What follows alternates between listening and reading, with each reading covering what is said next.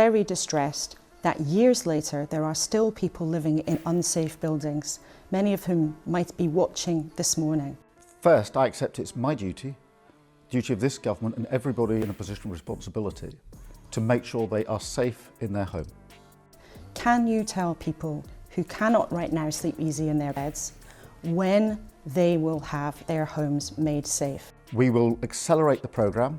I'm frustrated that it's going as slowly as it is to deal with the cladding. A lot of that is to find sort of true responsibility and to hold people to account for getting on with the job. Keir Starmer's political career is on life support, and you're about to witness the moment the plug gets pulled. In a series of car crash radio interviews, the Labour leader faced the wrath of pensioners, farmers, and working class voters. Before we move on, I'd like to ask you a small favor. If you appreciate this content, please take a second to like this video and subscribe to the channel. Over 98% of you watch the videos without subscribing. It costs you nothing, but it makes a huge difference to us. So, did you click the subscribe button? Great. Thank you so much. Now, back to the video. From defending cuts to winter fuel allowances to dismissing concerns over inheritance tax, Starmer's responses left listeners stunned. When I responded to the report, I said this has to be a turning point. It does, and we need to speed that up and get on with it as quickly as possible. Forgive me, Prime Minister, during the election campaign, you made great play of how ready you were,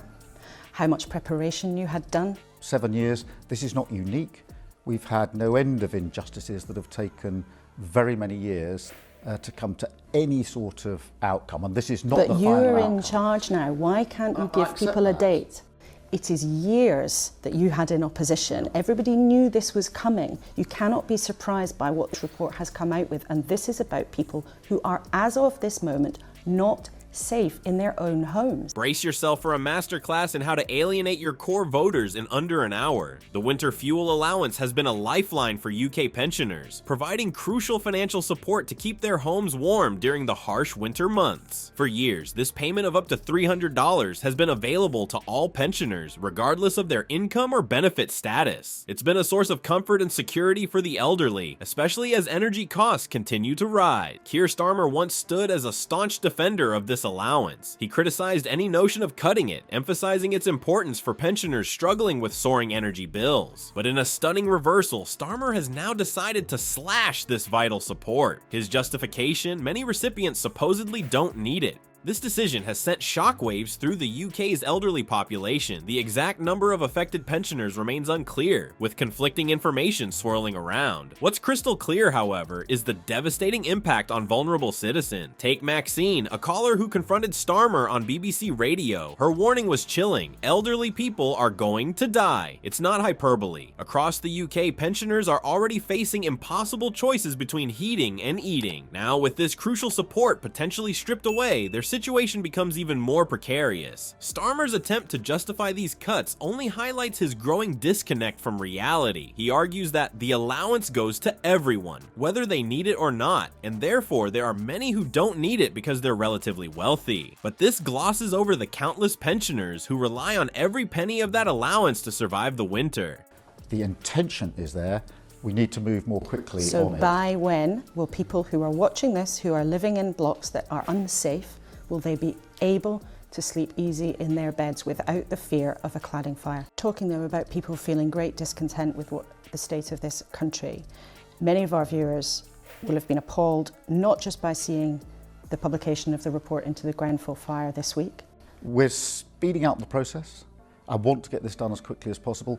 Each block will be on a different timetable. I'm not able to give you an end date, but I can tell you I meant what I said. As public outrage grows, many are left wondering, how will Starmer explain this decision? The Labour leader points to a $22 billion economic deficit, but does this justify leaving the most vulnerable out in the cold? His clinical responses to heart-wrenching stories of struggling pensioners have only fueled the perception that he's out of touch with the realities faced by the elderly. This winter fuel allowance fiasco isn't just about one policy decision. It's a pivotal moment that's shaking the very foundation of Starmer's image. The Labour Party has long positioned itself as the champion of vulnerable groups, particularly pensioners. Now, with this move, Starmer risks alienating a key demographic that has historically been crucial to Labour's success. How much you were going to walk in this building and get things done. And then today, you can't give us a date, a deadline, which is what people want to know. When will they be able to sleep easy in their beds? It is years since the Grenfell fire. You know, you are the Prime Minister now. Some people would want you to hear you say, you know what, in a year, everybody will be safe. In 2 years, everybody will be safe. What's your ambition on this? Where work hasn't been done, who's responsible, and putting in a place to make sure that we can accelerate that as quickly as possible. That work is ongoing. You can't do that in opposition because you simply don't have access to the material, but we're on it. As we delve deeper into Starmer's recent actions, it becomes clear that the winter fuel allowance cuts are just the tip of the iceberg. His handling of farmers' concerns over inheritance tax is about to add fuel to the fire, further eroding his credibility among core Labour voters. From pensioners to plowmen, Starmer's policies are leaving a trail of discontent. But while the elderly might struggle to make their voices heard, farmers are revving up their tractors and heading straight for Labour HQ. What's got these typically quiet custodians of the countryside so riled up? It's a tale of inheritance, broken promises, and a fundamental misunderstanding of rural life. Starmer's proposed inheritance tax changes have hit a nerve with the farming community. The Labour leader claims his policy will only affect a handful of wealthy landowners, asserting that farms valued under $3 million won't be touched. But farmers aren't buying it. They've taken to the streets in droves, their protests painting a very different picture from Starmer's rosy assurances. The disconnect between Starmer's figures and farmers' concerns is glaring. While he insists the vast majority of farms are completely unaffected, the reality on the ground tells a different story. Hundreds of farmers have joined the protests, their sheer numbers contradicting Starmer's claims about the limited impact of his policy. Take Martha from Lincolnshire, for example. During a radio interview, she laid bare her fears about the future of her family farm. Martha's story isn't unique. It's echoed across the country by farmers who worry that Starmer's tax changes could be the final nail in the coffin for their livelihoods. These aren't wealthy landowners, but hardworking families with deep roots in their communities and a generations-long connection to the land they work.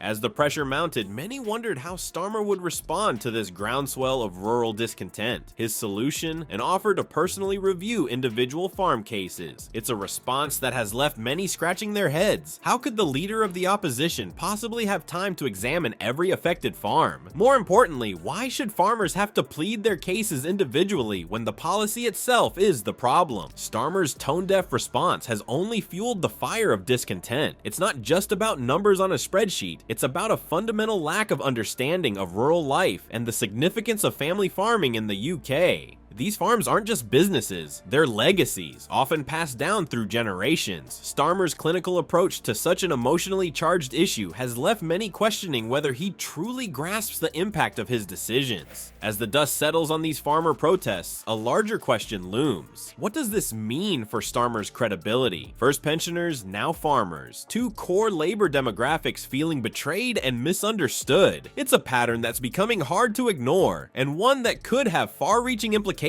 for Starmer's leadership and Labour's electoral prospects. Keir Starmer's political reputation lies in tatters, torn apart by a series of disastrous radio interviews and policy missteps. The Labour leader's decision to cut winter fuel allowances for pensioners exposed a shocking disconnect from the struggles of elderly citizens. His fumbling attempts to justify a $22 billion deficit only highlighted how out of touch he'd become. But the hits kept coming. Starmer's inheritance tax policy managed to enrage farmers across the country, sparking massive protests that contradicted his claims about limited impact. His tone-deaf offer to personally review individual farm cases only poured salt in the wound. These blunders reveal a growing chasm between Starmer and Labour's core voter base. Once seen as a champion for the working class, he now appears more concerned with economic figures than the real-world impact of his policies. As pensioners choose between heating and eating, and farmers fear for their family legacies, one has to wonder, is Starmer the right person to lead Labour into the future?